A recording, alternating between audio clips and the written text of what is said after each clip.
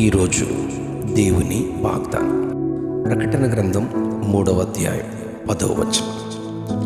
శోధన కాలములో నేనును నిన్ను కాపాడెదను. శోధన కాలములో నేనును నిన్ను కాపాడెదను.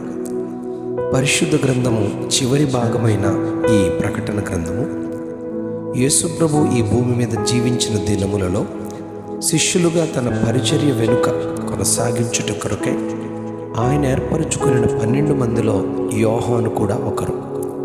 ఈయనను గూర్చి యోహాను సువార్త 21వ అధ్యాయం 20వ వచనంలో యేసు ప్రేమించిన వాడైన భోజన పంక్తిని ఆయన రొమ్మున ఆనుకొనినవాడు అని వ్రాయబడింది. కనుకనే రాబో రాకడను గూర్చి, పరలోక విషయాలను గూర్చి ప్రభు ఎంతో స్పష్టంగా యోహానుకు చూపించారు.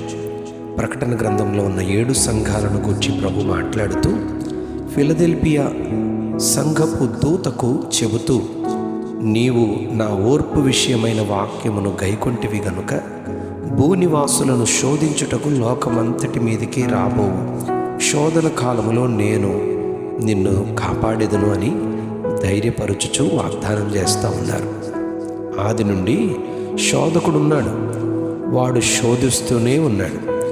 ఆది కుటుంబమైన ఆదాము హవ్వలను శోధించాడు, కయీనును శోధించాడు, నోవహును శోధించాడు, అబ్రహామును హాగరు విషయంలో శారా ద్వారా శోధించాడు, లోతును శోధించాడు. ఈ శోధనలో ఎందరో నిలవబడలేక శోధనలో పడిపోయారు, దేవునికి దూరమైపోయారు. యేసు ప్రభుని శోధించాడని మత్తయి సువార్త 4వ అధ్యాయం 3వ వచనంలో ఆ శోధకుడు ఆయన యొద్దకు వచ్చి, నీవు దేవుని కుమారుడివైతే ఈ రాళ్ళు రొట్టెలగునట్లుగా ఆజ్ఞాపించుమని శోధించాడు. యేసు మనుష్యుడు రొట్టె వలన మాత్రము కాదు గాని దేవుని నోట నుండి వచ్చే ప్రతి మాట వలన జీవించునని వ్రాయబడి ఉన్నదని వాక్యముతో జయించారు. యేసు ప్రభు నేర్పిన ప్రార్థనలో మత్తయి రాసిన సువార్త 6వ అధ్యాయం 13వ వచనంలో మమ్మను శోధనలోనికి తేక దుష్టుని నుండి మమ్మను తప్పించుమని ప్రార్థించాలని ప్రభువే నేర్పించారు. మత్తయి సువార్త 26వ అధ్యాయం 41వ వచనంలో మీరు శోధనలో ప్రవేశింపకుండానట్లు మెలకువగా ఉండి ప్రార్థన చేయండి అని నేర్పించారు. లూకా సువార్త 8వ అధ్యాయం 13వ వచనంలో వాక్యమునందు నిలిచి ఉండకపోతే రాతి నేలలో పడిన విత్తనము వలె వేరు లేనందున కొంచెము కాలము నమ్మి శోధన కాలమున తొలగిపోతారు అని వాక్యాన్ని గూర్చి ప్రభువు నేర్పిస్తూ ఉన్నారు. వాక్యం అనే బండపైన మనం నిలవబడాలని ప్రభు బోధిస్తూ ఉన్నారు. అలాగే యాకోబు రాసిన పత్రిక 1వ అధ్యాయం 13వ వచనం ప్రకారం ప్రభువు ఎవ్వనిని శోధింపడు, ప్రతివాడు తన స్వకీయమైన దురాశ చేత ఏడవబడి మరులు కొల్పబడిన వాడే శోధింపబడును. శోధన సహించి జయించిన వానికి వాగ్దానము చేసిన జీవ కిరీటం పొందునని యాకోబు రాసిన పత్రిక 1వ అధ్యాయం 12వ వచనంలో రాయబడింది. పేతురు రాసిన 2వ పత్రిక 2వ అధ్యాయం 9వ వచనంలో భక్తులను శోధనలో నుండి తప్పించుటకు ప్రభువు సమర్థుడు అని రాయబడింది.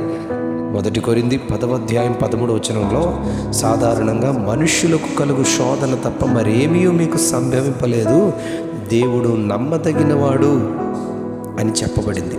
కీర్తన 91వ అధ్యాయము కీర్తన 14వ వచనంలో అతడు నన్ను ప్రేమించుచున్నాడు గనుక నేను అతన్ని తప్పించదను అని ప్రభువు ధైర్యం తెలియజేస్తూ ఉన్నాడు.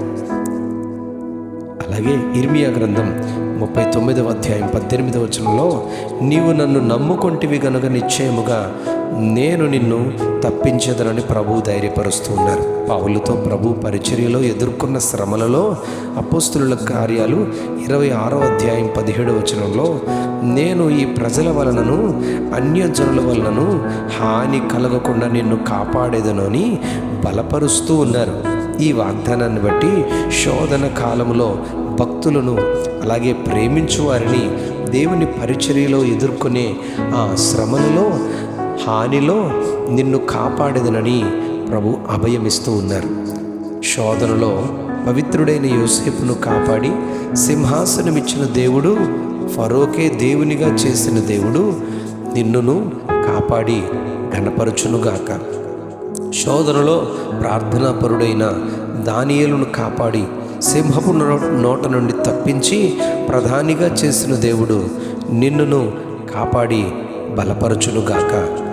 శోధనలో దేవునికి తప్ప ఎవరికి తలవంచని షడ్రక్, మేషక్, అబేద్నెగోలకు తోడై 4వ వానిగా ఉండి అగ్నిగుండములో నుండి కాపాడిన దేవుడు నీకును నాకును తోడై ఉండి కాపాడి మనలను అద్భుతముగా నడిపించునుగాక.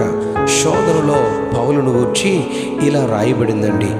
అది అపోస్తలుల కార్యాలు, నన్ను క్షమించండి, 2వ కొరింథీ పత్రిక 11వ అధ్యాయము 23 నుంచి 33 వచనాల్లో పౌలును ఎంతో గొప్పగా కాపాడినట్లుగా పౌలు ఇక్కడ తెలియచేస్తూ ఉన్నారు. ఏమంటున్నారంటే, అనేక పర్యాయాలు చెరసాల్లో ఉన్నాను, అపరిమితముగా దెబ్బలు తిన్నాను, అనేక మారులు ప్రాణాపాయంలో ఉన్నాను, యూదుల చేత 5 మారులు 1 తక్కువ 40 దెబ్బలు తిన్నాను, 3 మారు బెత్తములతో కొట్టబడ్డాను, ఒకసారి రాళ్లతో కొట్టబడ్డాను, 3 మారు ఓడ పగిలి శ్రమపడ్డాను, ఒక రాత్రింబగళ్ళు సముద్రంలో గడిపాను, అనేక పర్యాయాలు ప్రయాణాల్లో, నదుల వలన ఆపదలలో, దొంగల వలననైన ఆపదలలో, నా స్వజనుల వలననైన ఆపదలలో, అన్యజనుల వలననైన ఆపదలలో, పట్టణములో ఆపదలలోను, అరణ్యములో ఆపదలలోను, సముద్రములో ఆపదలలోను, కపట సహోదరుల వలన ఆపదల్లోనూ ఉంటినని మరెన్నో విషయాలు పౌలు గారు తెలియచేస్తూ ఉన్నారు. ఈరోజు శోధనలో పౌలును కాపాడిన దేవుడు నిన్నును నన్నును కాపాడునుగాక. గత శోధనలో కాపాడిన దేవుడు ప్రస్తుత శోధనలలో విడిపించి భవిష్యత్తులో ఎలాంటి శోధనలు మనం ఎదుర్కొన్నను నిన్ను నన్ను వాటన్నిటి నుండి తప్పించి కాపాడి మనలను బలపరచునుగాక. Amen, amen, amen.